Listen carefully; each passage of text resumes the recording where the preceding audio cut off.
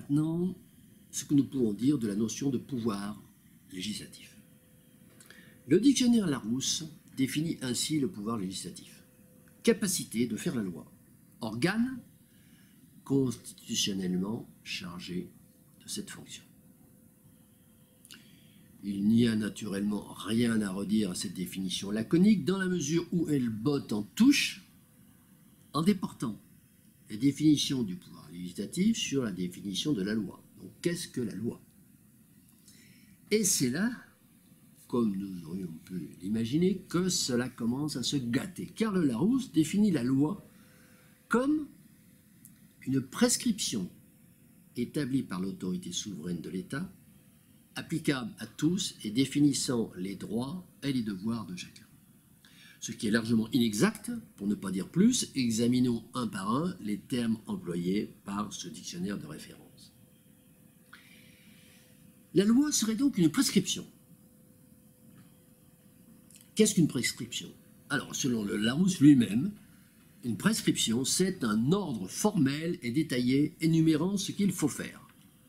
Donc, selon le dictionnaire émissaire de la pensée dominante, la loi serait un ordre formel et détaillé énumérant ce qu'il faut faire.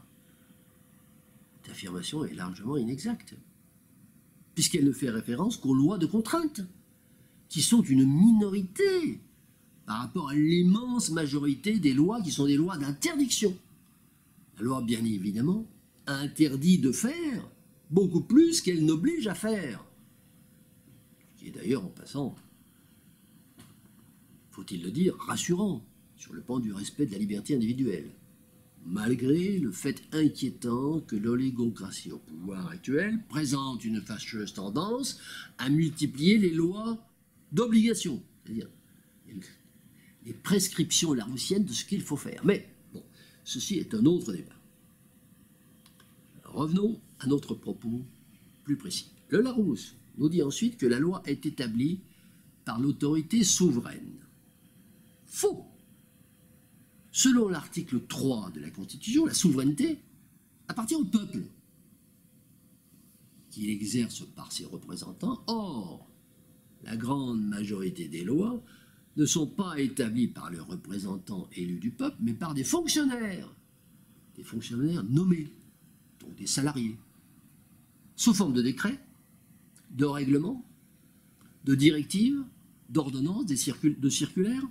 Et donc l'ensemble de ces règles coercitives sont beaucoup plus importantes en nombre que les lois qui sont issues de l'Assemblée nationale, donc des représentants.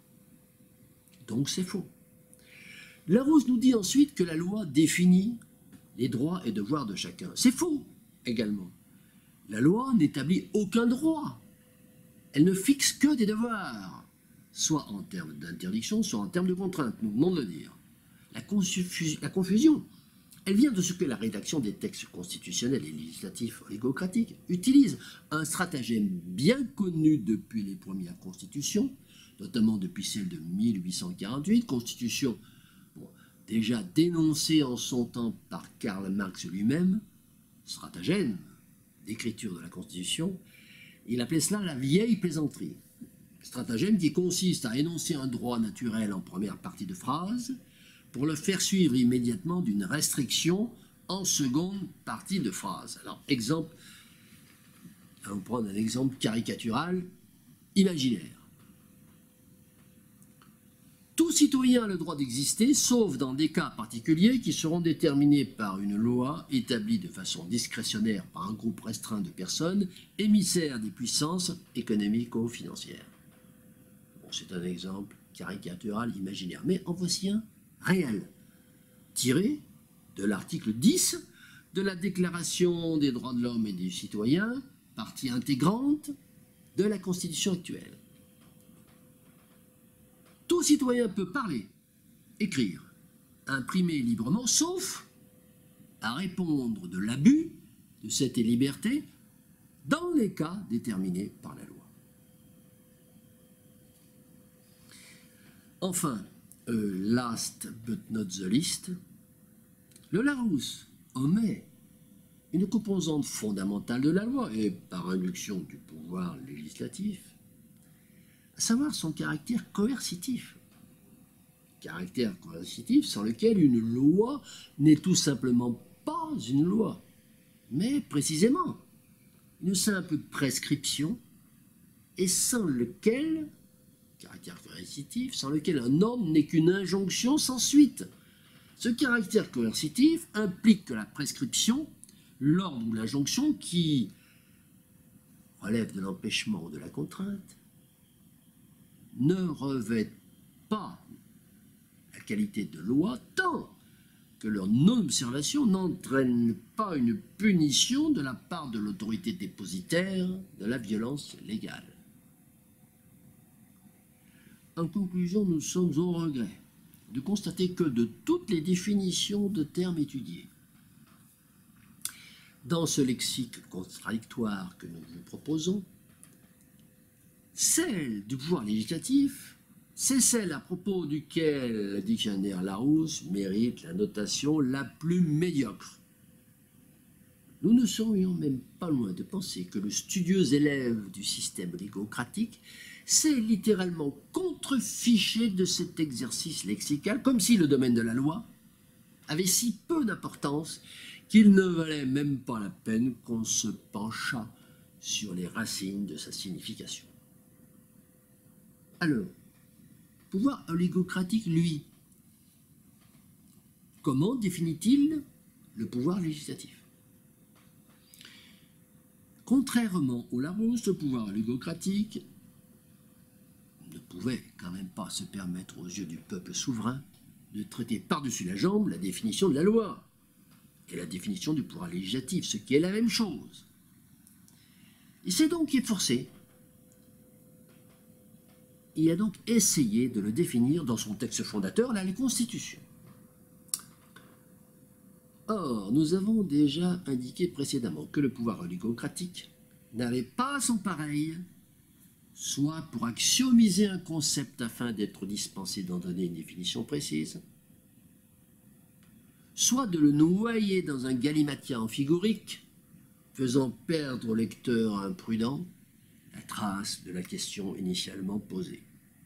Le concept du pouvoir législatif, le concept de pouvoir législatif, ce concept il cumule allègrement ces deux stratagèmes au point que nous manquerions de place dans le cadre étroit de cette communication pour en démêler la totalité des arcanes. Alors, nous nous contenterons ici d'en faire un résumé d'ensemble, dont le caractère nébuleux et incohérent n'est pas de notre fait, et pour lequel nous sollicitons donc par avance l'indulgence de l'auditeur. Premièrement, le terme loi est cité 20 fois dans la Constitution sans être jamais défini. Deuxième constatation, l'article 34 de la Constitution de 1958, indique que la loi est fabriquée par l'Assemblée nationale législative et qu'elle peut concerner tout et n'importe quoi. C'est ce que dit l'article 34.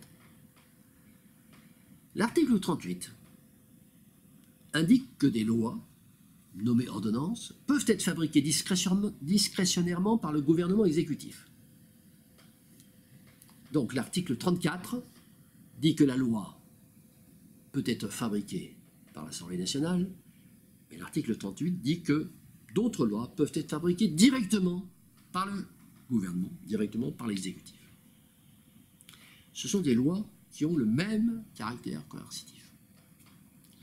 L'article 37, lui, indique que des lois nommées règlements, dont le gouvernement exécutif a décidé lui-même qu'elles ne relevaient pas du fourre-tout de l'article 34, c'est le gouvernement qui en décide, peuvent être fabriquées par lui. Considération suivante, le titre 15 qui s'appelle de l'Union européenne, indique que des lois, qui sont nommées cette fois directives, sont des directives, peuvent être fabriquées par un groupuscule de fonctionnaires européens ou de salariés. Alors, tout ça c'est bien joli, mais le problème c'est que tous ces articles sont contredits par l'article 16 de la Déclaration des droits de l'homme et du citoyen, partie intégrante de la Constitution, qui, lui, indique, c'est l'article, que toute société dans laquelle la séparation des pouvoirs exécutifs et législatifs ne serait pas déterminée, cette société serait réputée ne pas avoir de constitution. Alors, nous abstiendrons de commenter ces 6 points que nous venons d'énumérer, notamment le point 6, qui invalide de lui-même la Constitution française, de l'intérieur,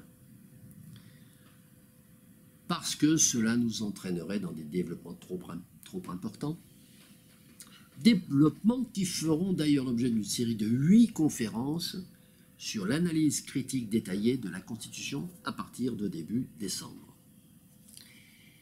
Mais dès maintenant, et afin de nous démarquer de la définition fantoche du Larousse et de l'incognoscibilité de celle de la Constitution, nous avons convenu de donner au pouvoir législatif une définition de type principiel qui, cette définition, à défaut de constituer une impossible vérité sociétale, une vérité sociétale qui nous paraît impossible, s'appuie sur des critères de logique et de clarté, néanmoins, car il ne nous paraît pas acceptable qu'une notion aussi importante et fondamentale que celle de loi soit empreinte d'autant de confusion et d'incompréhension dans l'esprit commun.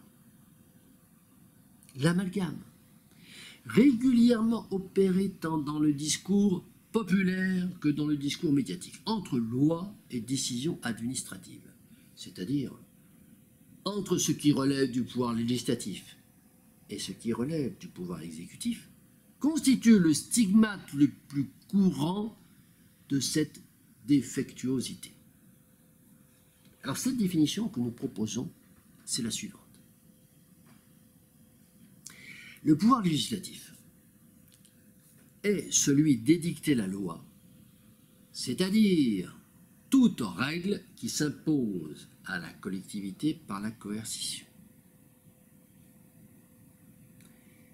La première application de cette acception que nous proposons est de réunir sous la même rubrique loi toutes les règles coercitives, qu'elles soient actuellement dénommées loi, décret, arrêté, règlement, directive, ordonnance, circulaire, etc., etc.